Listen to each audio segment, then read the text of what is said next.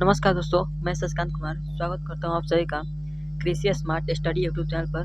तो चलिए आज की क्लास को हम लोग स्टार्ट करते हैं। कल हम लोगों ने एग्रीकल्चर में यहाँ तक हम लोगों ने पढ़ाई किया था। आर्थिक या उपयोगिता के आधार पर फसलों का वर्गीकरण पढ़ते, जिसमें धान्य फसलें और दलहनी फसलें पढ़ लिए थे। धान्य फसलें सीरियल क्रॉप में ऐसी फसलें आती हैं जिसमें कार्बोहाइड्रेट का मुख्य स्रोत होता है, और जिसमें धान, गेहूँ और मक्का और जौ भी आता है।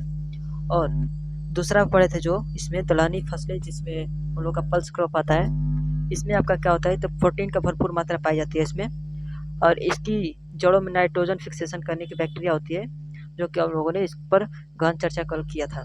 जैसे कि चना, अरहर, मटर, मूंग, मसूर, उड़द, ये सब आपके दलहनी फसल है, जिससे हम लोग दाल बनाते हैं या दाल खाते हैं। चलिए इसके आगे हम लोग स्टार्ट करने वाले हैं। हम कल 3 प्रश्न दिए थे, उम्मीद करते हैं उसको बना भी लिए होंगे। तो चलिए, यह आपका थंबनेल। सॉरी दोस्तों, ये देखिए, यहाँ से हम लोग को स्टार्ट करना है। तीसरा जो है तिलहनी फसलें, जिससे तेल निकाला जाता है, जैसे में सरसों, तीसी, सूर्यमुखी, सोयाबीन और मूंगफली, जिससे हम लोग को तेल प्राप्त होता है। एक खाने वाला तेल हो या मूंगफली तेल, सूर्यमुखी का भी तेल निकाला जाता है, या बाल में लगाने वाला तेल होता है वो होता है, या खाने वाला होगा, सारे तेल इसमें आ जाएंगे, जिससे हम लोग को किसी भी तरह तेल प्राप्त होगा। इसमें आपका सरसों, तीसी, सूर्यमुखी और सोयाबीन, मूंगफली, ये सब आ जाएंगे आपके तिलहनी फसलें में, जिसको हम लोग इंग्लिश में ऑल सीड क्रॉप कहते हैं। अगला देखिए, रेशेदार फसलें हैं। इसमें हम लोग का क्या होता है, इस रेशेदार फसलें से हम लोग कपड़ा या बोरा बनाते हैं। जैसे आपका टाट का बोरा देखा होगा, जो होता है सूतरी, जो पटसन से बनाया जाता है। क्या करते हैं हम लोग, जूट छिलके को निकाल कर उसको पानी में सड़ा कर उसको बनाते हैं, रेसे निकालते हैं। उसके बाद फैक्ट्री में बेचकर उसको हम लोग रस्सी या बोरा बनाते हैं। तो चलिए इसको आज हम पढ़ेंगे, रेशेदार फसलें वाले को, जिससे कपड़ा या बोरा बनते हैं। जैसे किस किस से निकलता है ये रेशेदार फसलें, किस किस फसल से, तो ये आपका कपास हो जाएगा, जिससे आप लोग जानते हैं कि कपड़ा बनता है। और जूट हो गया, जिससे बोरा बनता है। सनई हो गया, ये भी आपका आएगा फाइबर क्रॉप में। आपका पटसन है एक, पटसन, वो भी आपका एग्जाम में बहुत ज़्यादा पूछता है, वो भी आपका हो जाएगा पटसन। अगला देखिए, चारा वाली फसलें। इसमें क्या होता है, चारा वाली फसलें यानी कि फूडर क्रॉप, फॉरेज क्रॉप। चारा वाली का फूडर क्रॉप होगा, फॉरेज क्रॉप नहीं होगा। फूडर क्रॉप होगा जो पशुओं को खाने में काम आती है, जो पशुओं को खाने में हम लोग देते हैं। जैसे कि आपका मक्का हो गया, नेपियर ग्रास हो गया, जई हो गया। मक्का के जो बचता है डंठल उंठा, वो भी हम लोग को देते हैं। चारा में भी ये शामिल होता है मक्का आपका। ये मत सोचिएगा कि मक्का से हम लोग को केवल फसल ही प्राप्त होता है, उस चारा वाली फसल भी है, जिससे हम लोग पशु का हरा चारा प्राप्त करते हैं। और नेपियर ग्रास जो है, ये आपका ये भी पाया जाता है, जय भी होता है। बरसीम जो होता है, ये भी आपका एक घास होता है। ये क्या होता है, बरसीम आपका, ये फसलों ये जो होता है चारा वाली फसल का, आपका चारा वाली फसल का ये राजा होता है। और रिचिका या लूसर्न जो होती है, वो आपका रानी होती है, चारा वाली फसल का रानी होती है। समझ गए? तो चलिए आगे बढ़ते हैं, हम लोग फटाफट खत्म करेंगे इसको।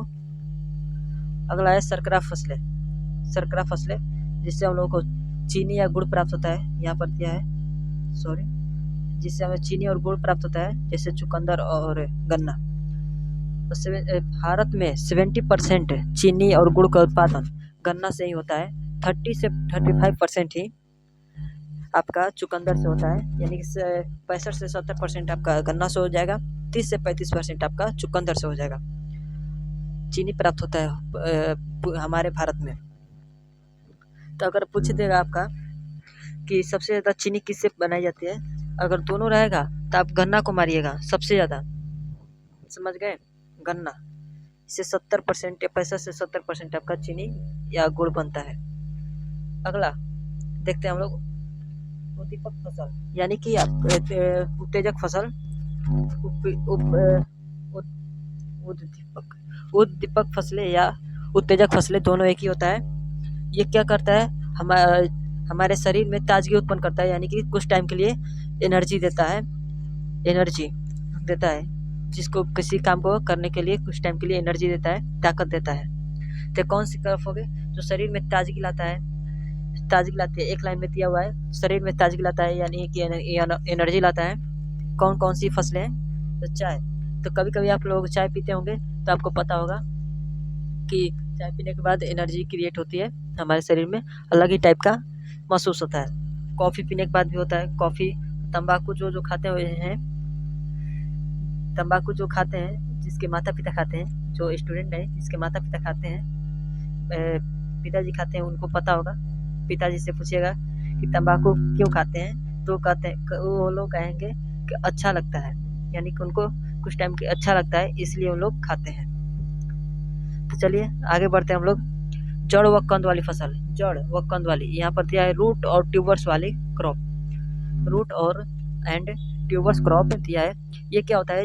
रूट मतलब जड़, जड़ कहाँ होगा? आपका जमीन के अंदर होगा। कंद यानी कि जड़ व कंद, कंद क्या होगा? तो वो आपका साइड से निकला होगा, तो जो जमीन के अंदर उगती है उससे हम लोग क्या कहते हैं? जड़ या कंद वाली फसल कहते हैं, जो जमीन के अंदर उगती है। जैसे में आपका हो जाएगा आलू, शकरकंद, मूली, गाजर, ये क्या होता है? आपका जमीन के अंदर से निकाला जाता है।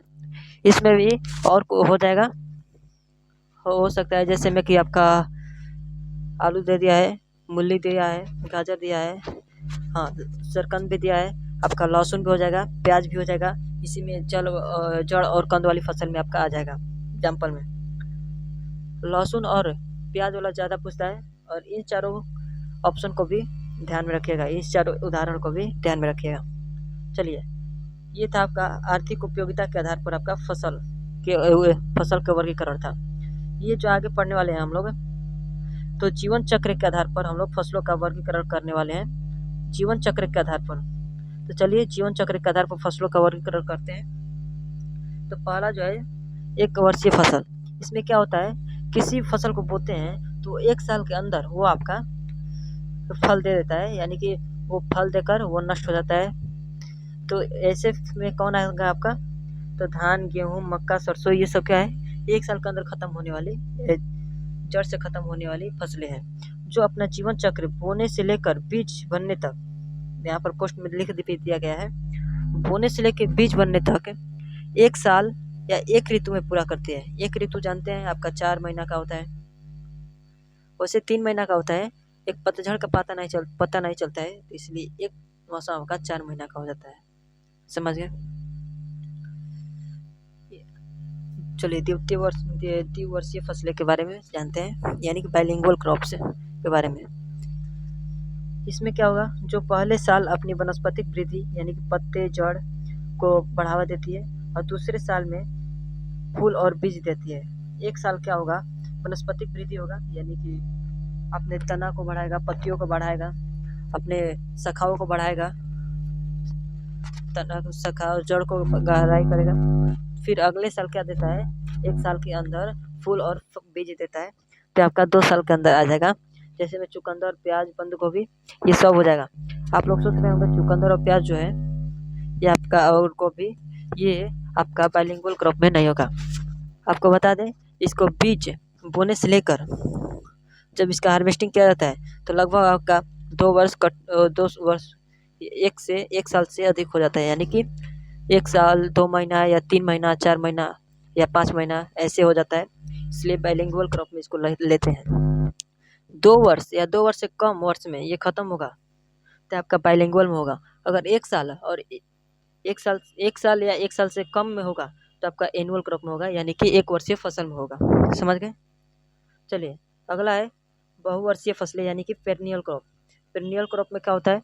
1 साल जब इसको लगाएंगे तो आराम से ये 5 से 10 कटाई या आराम से 5-6 साल के लिए आपका छुट्टी हो जाएगा, यानी कि 5-6 साल तक कोई दूसरा फसल नहीं लगा सकते हैं।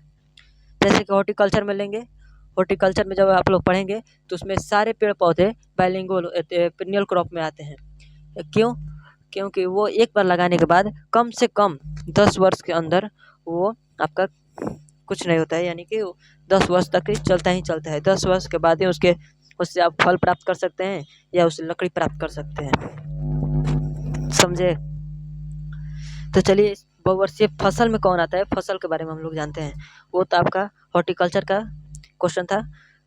तो इसमें फसल पूछेगा तो जो कई सालों तक जीवित रहती है और बार बार फल या फसल देती है।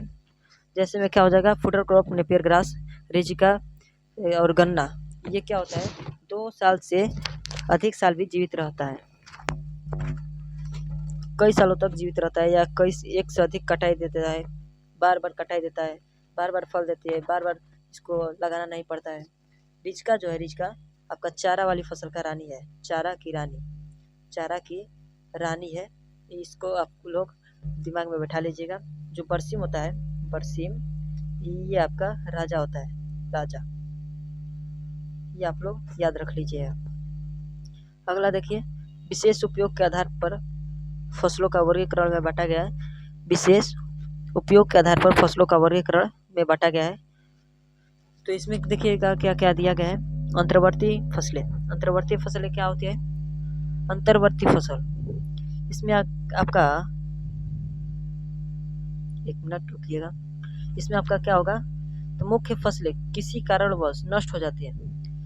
अंतर्वर्ती फसल यानी कि किसी कारणवश आपका फसल नष्ट हो जाता है, तो खाली समय जो बचा होता है वो जल्दी तैयार होने वाली फसल को लगा देते हैं, जैसे कि तोरी और मूंग को लगा देते हैं। तो आपका वो समय भी मैनेज हो जाता है, आपका कुछ जो हानि हुआ होता है वो भी आपका रिकवर हो चुका होता है।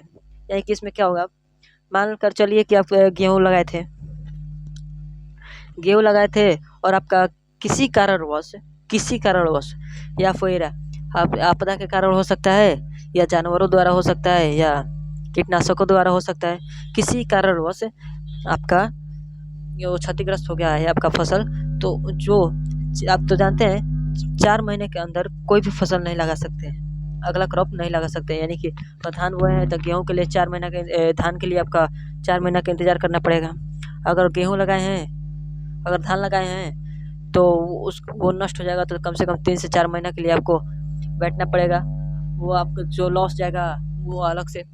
इसलिए हम लोग कुछ किसान क्या करते हैं, उनका नष्ट हो जाता है फसल, तो अगली बार क्या करते हैं कि कम अवधि वाले, यानी कि जो जब नष्ट हुआ उनका गेहूँ किसी कारणवश नष्ट हो गया, तो वो लोग धान लगा देते, उन लोग क्या लगाते हैं, तो आलू लगा देते हैं।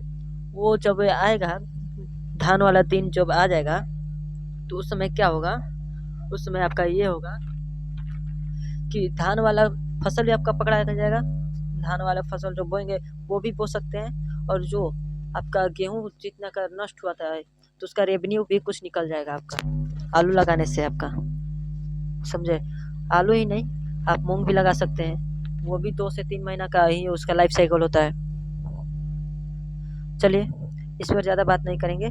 ये जिस यहाँ पर दिया गया है तोरी और मूंग दिया गया है मेनली रूप से, तो इसको ध्यान रख लीजिएगा। वैसे कैश क्रॉप में आपका आलू भी आता है, ये आपका ओलेरीकल्चर का है, यानी कि सब्जी वाली में है, हॉर्टिकल्चर में नहीं है। हॉर्टिकल्चर वाले आपके अगले सेक्शन में पढ़ना है, यानी कि अगले यूनिट में पढ़ना है आपका। अगला देखते हैं हरी खाद वाली फसलें। इससे क्या होता है कि हम लोग जो खाद बनाने के लिए इसको मेनली रूप से खेत में उगाते हैं, मेनली रूप से, यानी कि जिस खेत में जिन्हें हम इसे इंग्लिश में कहते हैं ग्रीन मैन्योर क्रॉप्स, जिन्हें खेत में उगाकर हरा ही जोत दिया जाता है, यानी कि इसको खेत में लगाने पर हरा ही जोत दिया जाता है और ज़मीन को उपजाऊ शक्ति बढ़ जाती है। यानी कि मूंग हो गया, सनई हो गया, ढैचा हो गया, ये सब क्या होता है, इसको हम लोग लगाकर जब 10 से 15 फीट या 10 से 15 फीट का रहे हैं, हम भी पागल हैं, अगर 1 से 2 बीता का हो जाएगा, यानी कि 1 फीट या 1.5 फीट हो जाएगा आपका, 18 से 20 इंच। तो इसको क्या करते हैं, तो कल्टीवेटर से इसकी जुताई करके इसको मिट्टी में दबा देते हैं। अगर मिट्टी में कम्पैक्ट होकर मिट्टी में दब जाएगा तो इसका एयर से कनेक्शन टूट जाएगा। एयर से अगर कनेक्शन टूटेगा तो सड़ना, धीरे धीरे सड़ना स्टार्ट करेगा। अगर सड़ जाएगा तो आपका मैन्योर के रूप में आपका काम करेगा। समझ गए? यही यहाँ पर दिया गया है, जिन्हें खेत में उगाकर हरा ही जोत दिया जाता है ताकि ज़मीन की उपजाऊ शक्ति बढ़ जाए। वो सनई, ढैंचा और मूंग इसका एग्जाम्पल यहाँ मेनली रूप से दिया गया है और इसका एग्जाम्पल हो सकता है। अगला देखिएगा यहाँ पर क्या दिया है, नकदी फसलें। नकदी फसल में क्या होता है, किस मान लीजिए कि आपको जल्दी पैसे की आवश्यकता है, यानी कि आप चाहते हैं कि जल्दी ही पैसे की आवश्यकता है, यानी कि जल्दी अपना फसल को बेचना चाहते हैं, बेचकर जल्दी पैसा कमाने के लिए उत्सुक हो रहे हैं। तो आपको क्या करना होगा, जिन्हें किसान सीधे बाजार में बेचकर तुरंत पैसा कमाने के लिए उगाता है, सीधे इसको ना ही उसको हार्वेस्टिंग करते ही उसको डायरेक्ट सेल कर दिया जाता है। यानी कि जैसे टमाटर को देखते होंगे, टमाटर एक प्रकार से एक तरफ तोड़ा जाता है और दूसरी तरफ ट्रॉली पर लोड किया जाता है। और गन्ना में भी देख सकते हैं, गन्ना एक तरफ कटाई होता है, हार्वेस्टिंग होता है, और दूसरी तरफ ट्रॉली या ट्रैक्टर पर उसको लोड किया जाता है, बाजार जाने के लिए गुड़ या उसको गुड़ बनाने के लिए मिल में भेजा जाता है। वैसे ही यहाँ पर दिया गया है, जल्दी पैसा कमाने के लिए जिन्हें बाजार में बेचकर तुरंत पैसा कमाने के लिए उगाया जाता है। तो जैसे में है गन्ना, तंबाकू, आलू, कपास, जल्दी पैसा इससे कमाया जा सकता है, यानी कि तोड़कर बेचा जा सकता है। अगर धान को हम बोएंगे तो उसका हार्वेस्टिंग के बाद उसको सुखवाएंगे या सुखोन करेंगे, यानी कि सूखने के लिए उसको छोड़ेंगे। उसके बाद उसको क्या करते हैं, उसको झड़वाएंगे, सॉरी मैं गलती बता रहा हूँ। उसको अगर हार्वेस्ट करेंगे तो हार्वेस्ट करने के बाद अगर हाथ से कटाई कर रहे हैं तो उसको हार्वेस्टिंग करना पड़ेगा, धान झड़वाना पड़ेगा।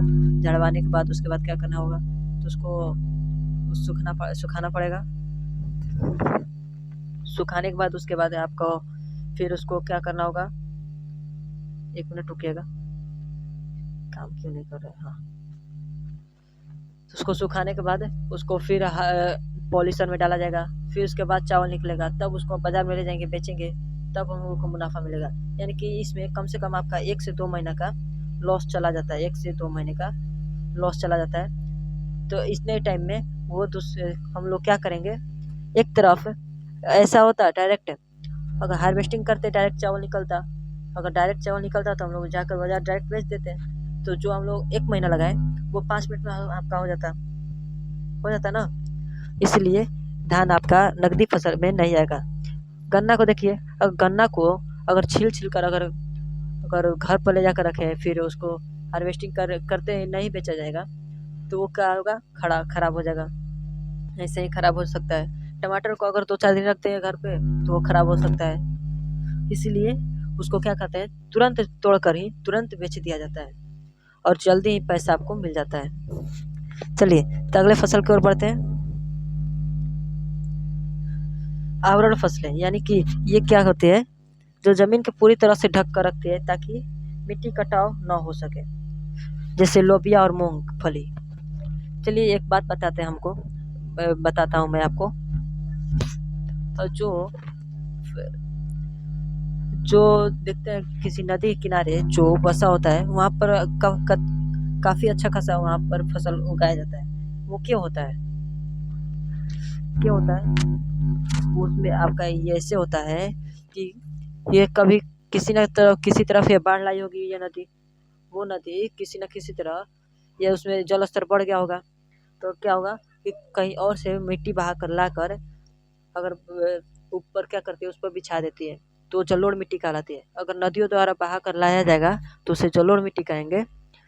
अगर हवा द्वारा उड़ा कर लाया जाएगा उसे लायोस मिट्टी कहेंगे। अगर काफ़ी तेज आंधी तूफान या गर्मी के टाइम में देखते ही होंगे कि कितना आंधी होता है। अगर आंधी उड़ आएगा तो अगर उड़ता है,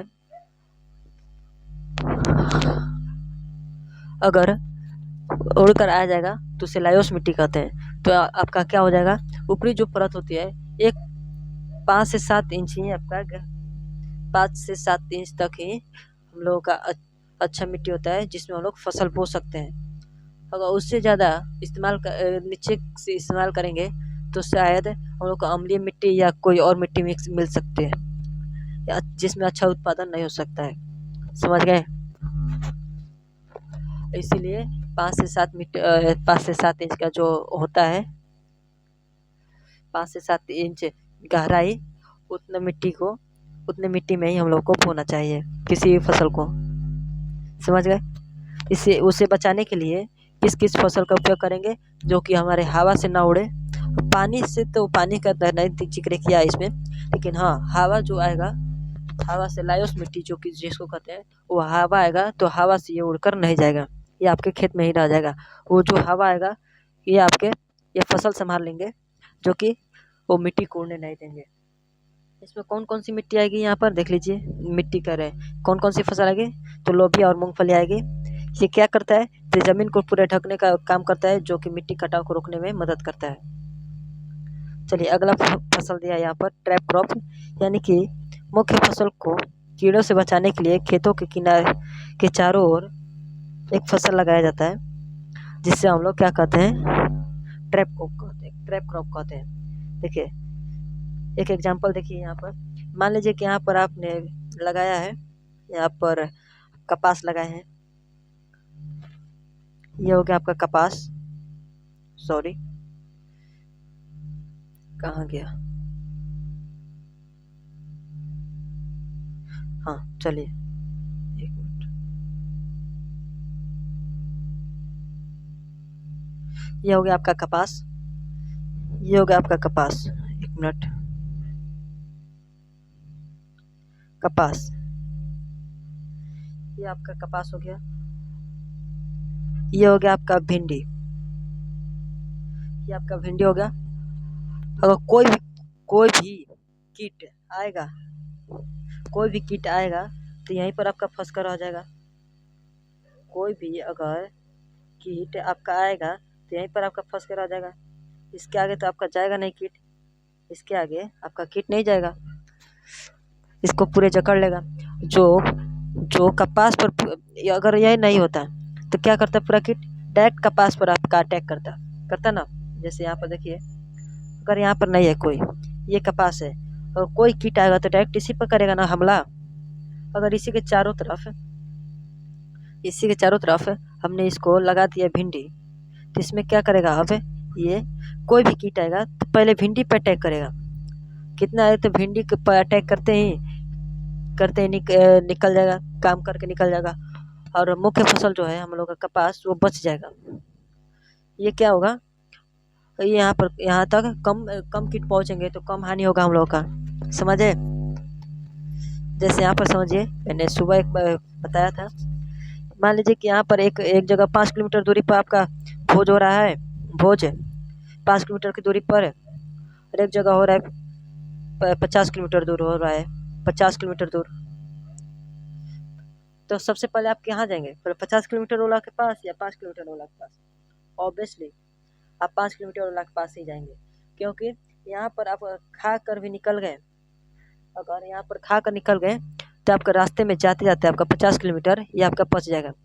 यहाँ पर जाते जाते यानी कि यहाँ का भी काम हो जाएगा आपका, यहाँ पर का भी काम हो जाएगा, यहाँ पर काम हो जाएगा। इसे समझाने का यही काम कर रहे हैं कि अगर यहाँ जाओगे तो तुम्हें ठीक है, तुम्हारा बच जाएगा, लेकिन यहाँ जाओगे तो भाड़ा लगेगा। तुम ये सोचोगे भाड़ा लगेगा, ज़्यादा पैसा लगेगा, ज़्यादा खर्चा होगा। यहाँ तो चले जाओगे, खा भी लोगे, तो लेकिन वहाँ ज़्यादा खर्चा आ जाएगा। तुम सोचोगे कि 50 किलो वाला को छोड़ो, 5 किलोमीटर के पास ही चलते हैं हम लोग। तो वही बात यहाँ पर है कि उन लोग क्या करता है कि भिंडी से मिल ही गया ना हम लोग को, तो कपास के पास आने की क्या ज़रूरत है। तो उन लोग क्या करता है कि भिंडी से लेकर निकल जाता है, कपास तक जाने की ज़रूरत ही नहीं उन लोगों को पड़ती है। तो कुछ ऐसे ही कीट होते हैं कि जो कपास तक पहुँचते हैं, तो जिससे हम लोग को क्या होती है, काफ़ी कम हानि होती है। समझ गए? चलिए आज यहीं तक रहने दिया जाए या आगे कुछ पढ़ा जाए?